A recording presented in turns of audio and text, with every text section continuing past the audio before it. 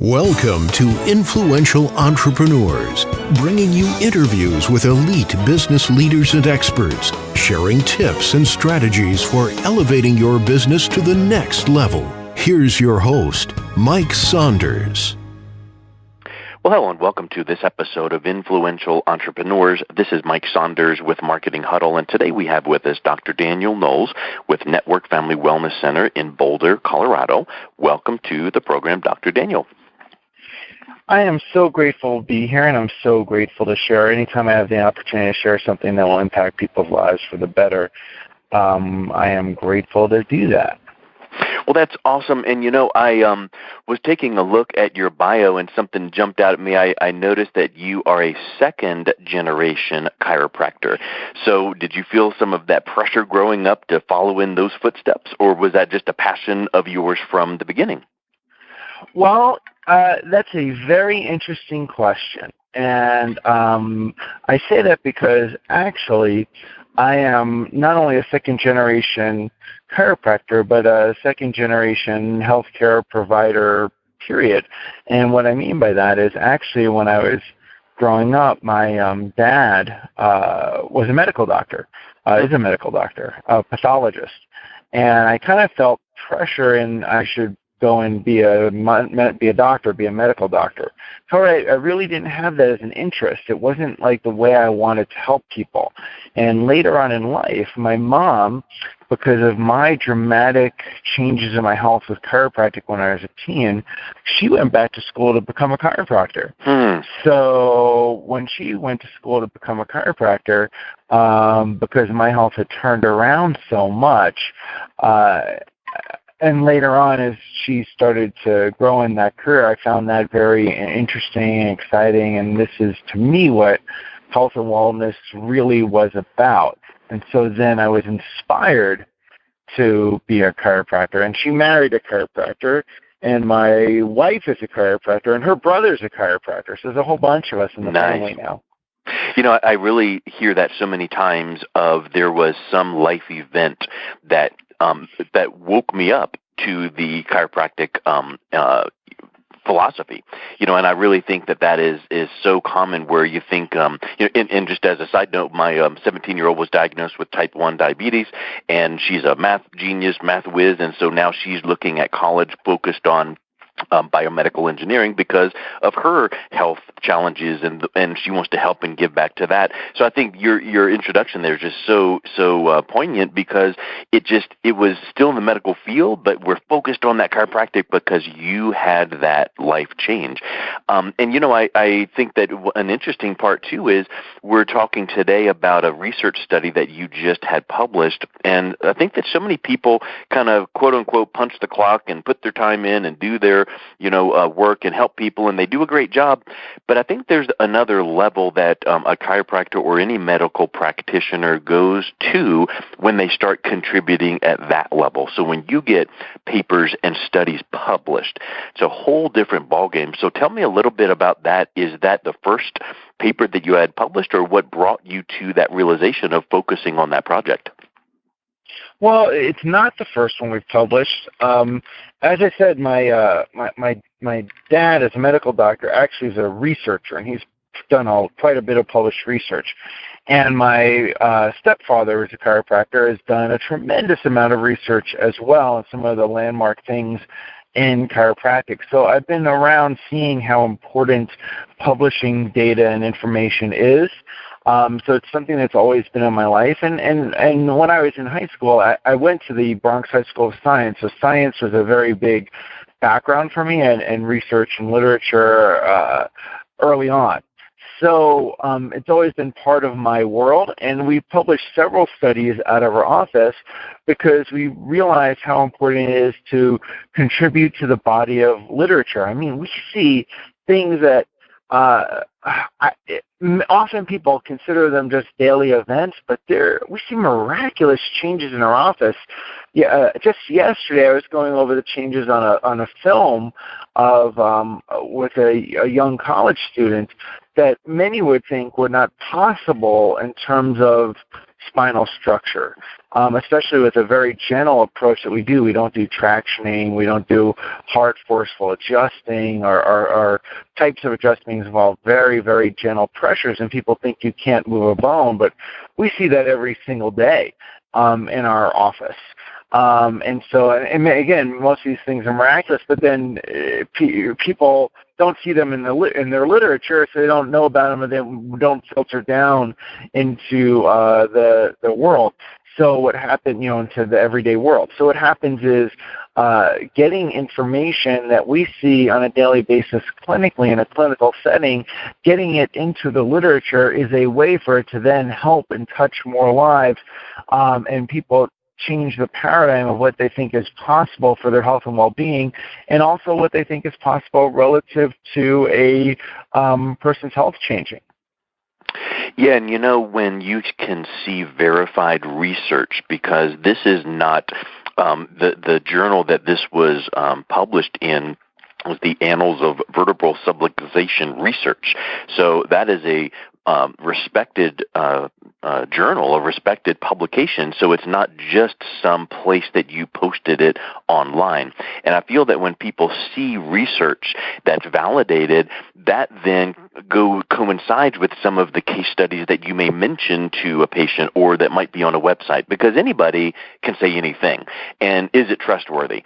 And so when you compare that personal experience and real-world experience with this research, I think that really brings out that value, and I think that is so, so important. And then, like you said, it's forever. In reality, this is something that will carry on and forever and can be built on.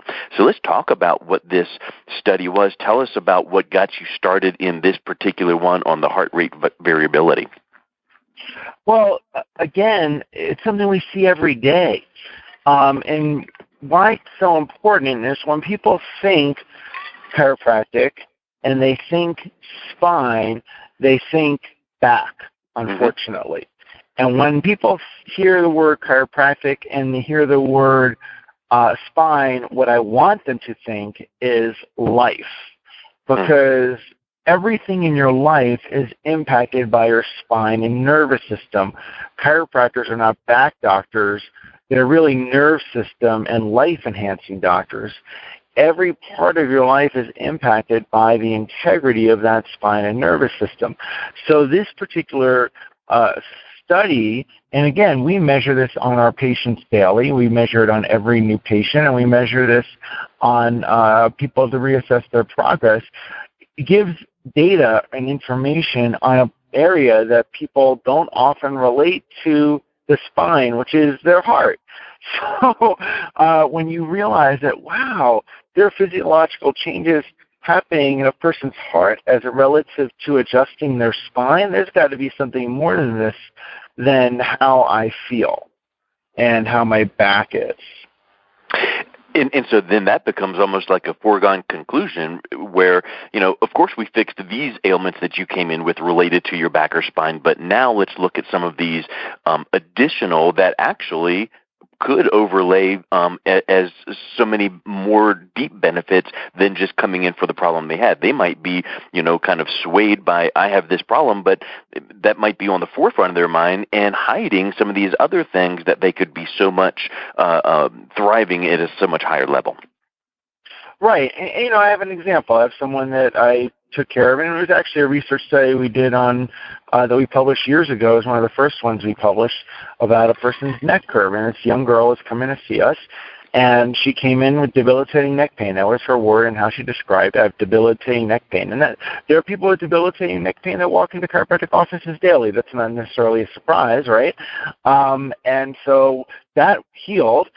She felt a lot better, and she also got inspired and understood that that feeling better, the symptoms of that going away wasn't the end game of her maximizing or optimizing her health and well-being, right? That there was more to that. So several months down the road, she said to me, this stuff that you're doing with my spine, could it somehow be impacting IBS, irritable bowel syndrome and my menstrual cycle problems, because those were also very significant, and they're almost nil now. And I'm wondering if it's related to this because I haven't made any other changes. And I said, well, absolutely it can be related, because there's not an adjustment for IBS. There's not an adjustment for menstrual cycles. And believe it or not, there's not an adjustment for neck pain. There's adjustments to free up nerve supply and nerve coordination, enhance that, so your body's amazing coordinative activity, and your body's the healer, so that healing capacity can do what it was meant to do. And when that is freed up and optimized, your body really doesn't have limits on what's possible for it.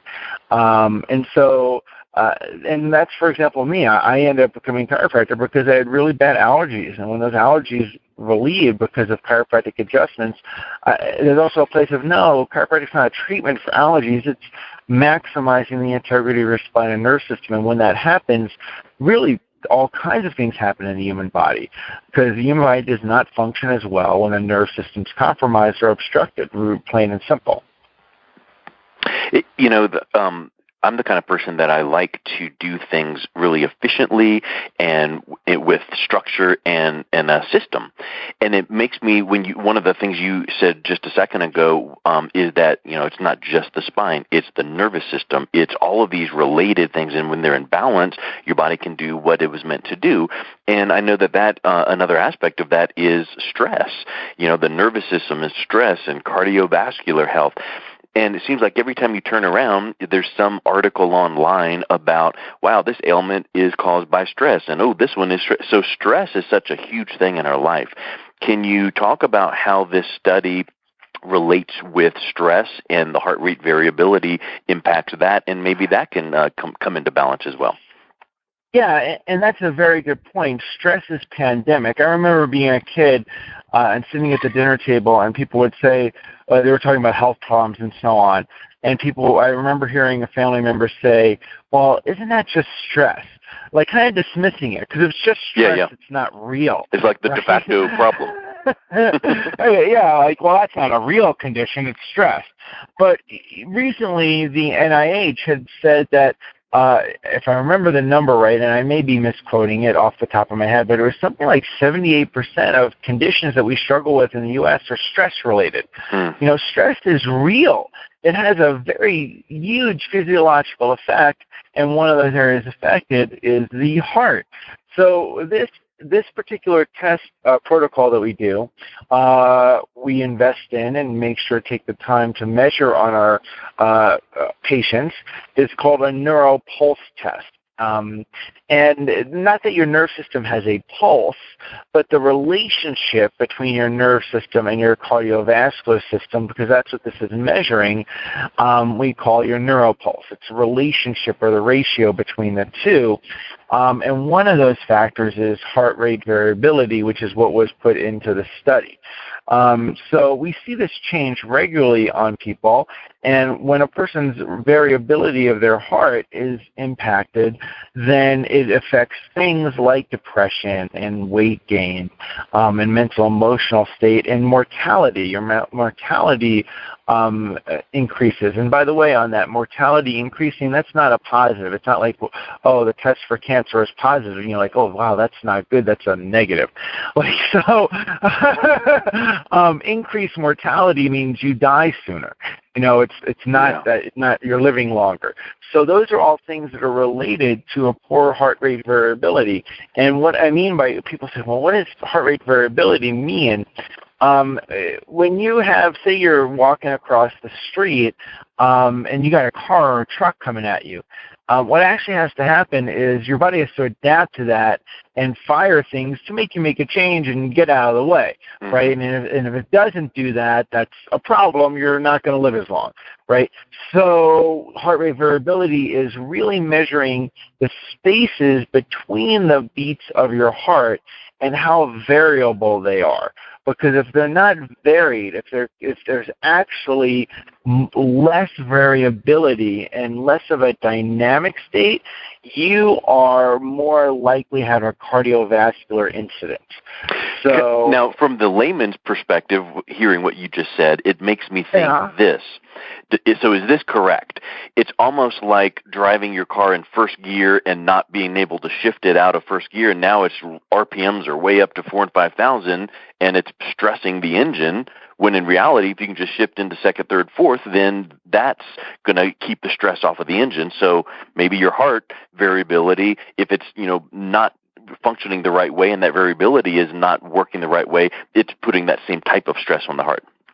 Exactly. And if you keep doing that for years and years or months and months, your risk of cardiovascular challenges are higher, especially if you put like the other risk factors like I'm overweight, and I eat the standard American diet, and all of those things. And by the way, doing all those healthy things and saying, oh, well, now I don't have to worry about my heart rate variability doesn't work either, because, for example, you've ever heard of like, college football player, great shape, and died on the field. Like those horror stories, like, and how did he drop dead of a heart attack? The guy was an athlete or a marathon runner, kind of thing. And this is that test, that if they didn't have variability in their heart because their nerve system was so distressed that heart rate wasn't changing, and they could do all the other right things and they can be at greater risk. So it's a very important test, just like cholesterol is an important test, or blood pressure is. And actually, Thomas Cower, medical doctor, said this is the most important test because it tells us if your nerve system is out of balance, and that actually is the primary factor for heart attacks. It's the primary indicator, more so than the other areas.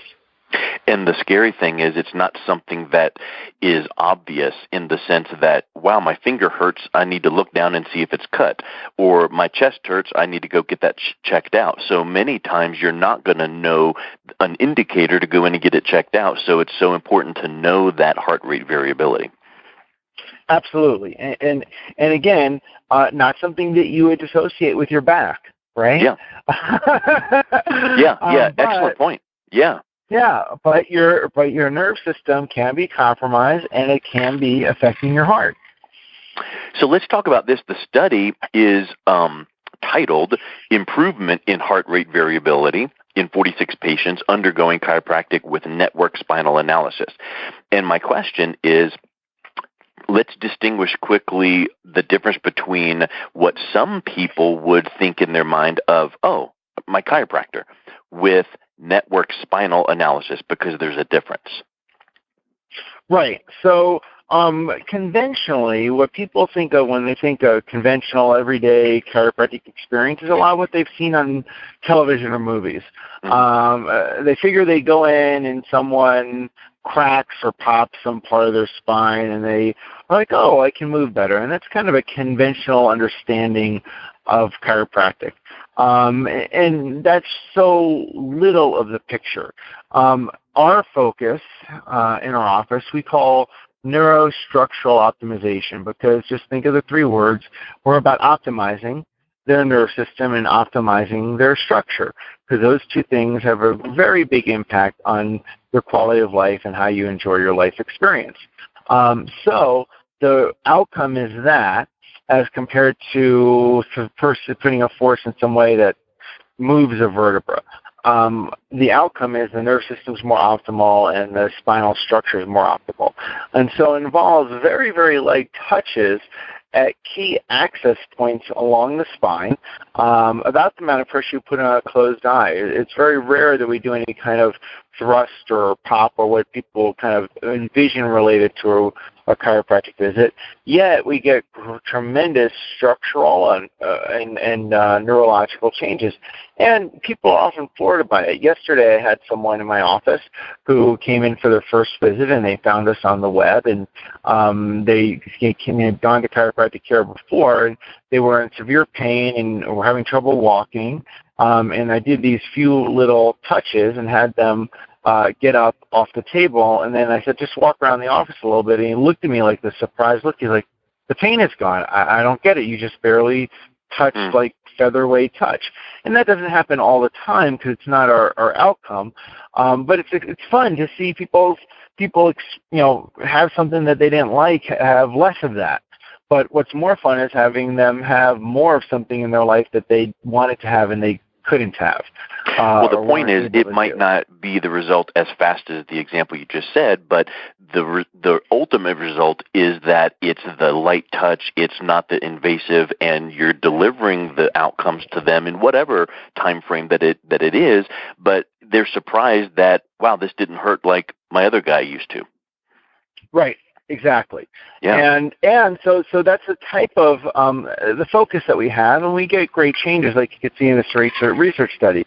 And then we took 46 patients, and again, we take care of lots of people. So we see this data day in and day out, and so we knew what kind of data we had to share, and we felt the world had to see.